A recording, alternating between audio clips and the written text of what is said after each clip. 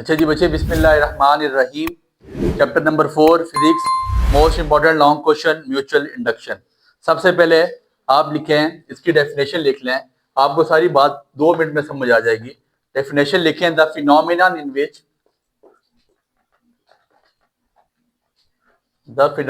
Which changing current in one coil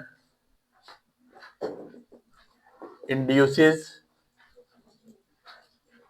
EMF in other coil।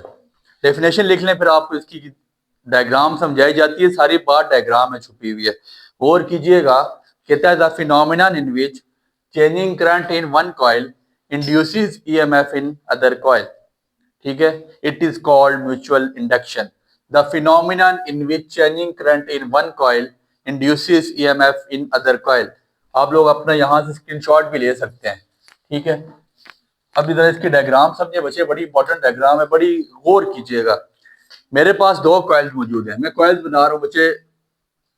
थोड़ा सा sense of diagram सही नहीं है, तो इसको ना समझ आए तो उसके पेशगी माजरत है। ठीक है, ये आपके पास प्राइमरी कॉइल है। ये कॉइल बना दी हमने। ये आपके पास प्राइमरी कॉइल, ये आपके पास बैटरी लगी हुई है, पॉजिटिव नेगेटिव टर्मिनल मौजूद है। और यहाँ पे आपके पास इस कोने पे आपके पास रियोस्टेट लगा हुआ है। आपने पढ़ा है, आपको पता है रियोस्टेट क्या चीज होती है। इस कॉइल का नाम देते हैं प्राइमरी कॉइल। सारी गेम इस डायग्राम में छुपी हुई है। ये आपके पास प्राइमरी कॉइल है, इसके साथ मैं एक और कॉइल बना रहा हूं,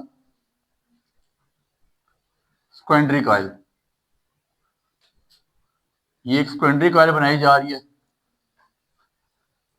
ये सेकेंडरी कॉइल बनाई और सेकेंडरी कॉइल में सिर्फ गैल्वानोमीटर लगाया जाएगा। गौर कीजिए बच्चे, प्राइमरी कॉइल में आपने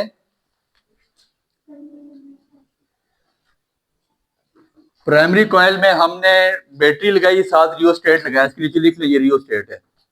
रियोस्टेट करंट को इंक्रीज डिक्रीज करने के काम आएगा।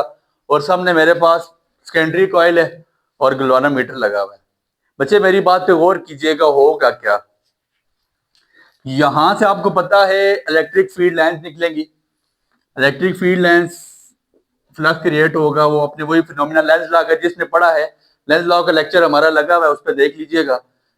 यहां से आपको electric field lines, magnetic field lines निकलेंगी। जैसे ही, सुनिएगा, ये पॉइंट टू बी नोटेड है बच्चे। जैसे ही करंट को इंक्रीज किया जाएगा, जैसे ही करंट को इंक्रीज किया जाएगा, मैग्नेटिक फ्लक्स इंक्रीज होगा।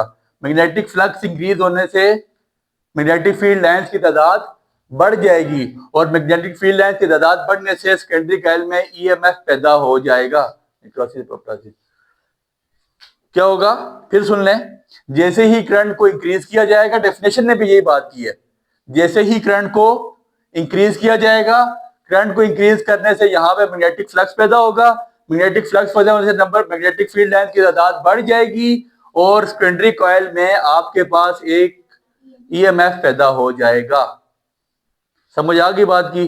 दैट मीन्स के flux in secondary coil is directly proportional to current in primary coil.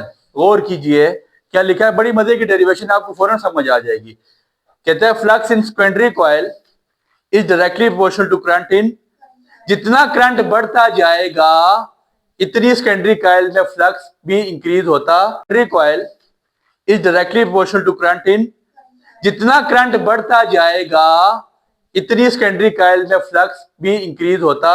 और ये रियोस्टेट लगाया इसीलिए कि यहाँ पे हम इसको करंट को बढ़ा सकते हैं। अब मेरे पास जो फ्लक्स है, मैंने कहा जी यहाँ पे नंबर ऑफ लाइन मौजूद है, तो मैं अगर इसको ऐसे लिख लूं, NS phi s is directly proportional to IP। P छोटा करके नीचे सब हेडिंग में लिखिएगा, ज्यादा बड़ा नहीं लिखना। ठीक है, एंड मेरे पास नंबर ऑफ टर्न्स है, नंबर ऑफ टर्न्स के लिए मैंने n लिख दिया।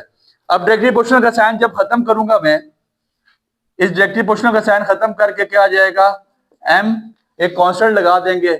ये म्यूचुअल इंडक्टेंस का कांस्टेंट है।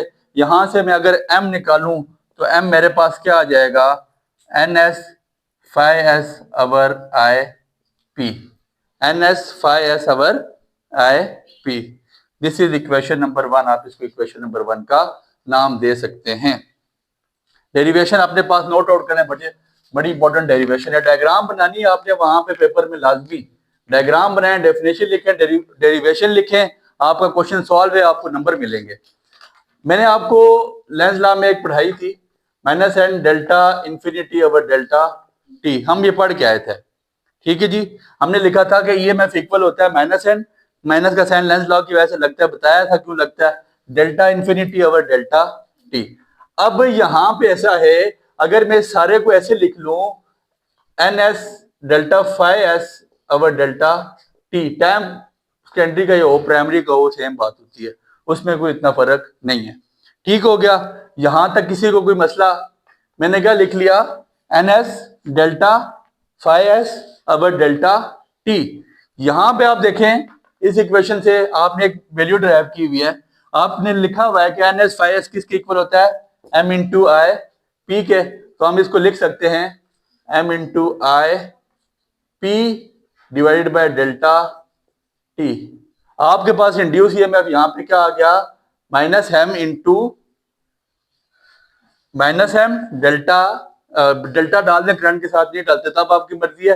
Current in primary coil over time, it is called induce EMF, या ये आपके पास म्यूचुअल इंडक्शन निकल जाएगी। आपने एम यहां से हम कैसे निकाल सकते हैं, एम मेरे पास आ जाएगा EMF multiply by delta T divided by change in current या चेंज इन प्राइमरी कॉइल। ठीक है, मैं यहां से एम फाइंड आउट करूं, एम इधर ही छोड़ा, डेल्टा टी नीचे डिवाइड, सामने जाके मल्टीप्लाई, करंट मल्टीप्लाई नीचे आके डिवाइड हो जाएगा। मैं अब म्यूचुअल इंडक्शन की यहाँ पे बस यहाँ तक आपकी डेरिवेशन क्लोज हो गई है, आपकी डेरिवेशन क्लोज है। अब इसके बाद हम इसकी यहाँ पे यूनिट निकाल सकते हैं। इसकी यूनिट कैसे निकलेगी, आपको पता है ईएमएफ की यूनिट क्या होती है, वोल्ट, टाइम की यूनिट क्या होती है, सेकंड, करंट की यूनिट क्या होती है, एम्पेयर। तो हम इसको लिख सकते हैं वोल्ट सेकंड पर एम्पेयर, और as we know that volt second per ampere is called henry, it is also called henry, it is also called henry, volt second per ampere is called henry. और ये आपके पास इसकी mutual induction की unit है। आप definition लिखें, diagram बनाएं, derivation लिखें और उसको सॉल्व करके बता दें, इंशाल्लाह आपको इस पे नंबर पूरे मिलेंगे। उम्मीद है आपको समझ आ गई होगी। बहुत इंपॉर्टेंट लेक्चर है इंशाल्लाह। कल का लेक्चर आगे हमारा सेल्फ इंडक्शन पे होगा। दुआ में याद रखें। बहुत शुक्रिया। Enjoyed the lecture? Give it a like. Stay updated. Like, subscribe, and comment.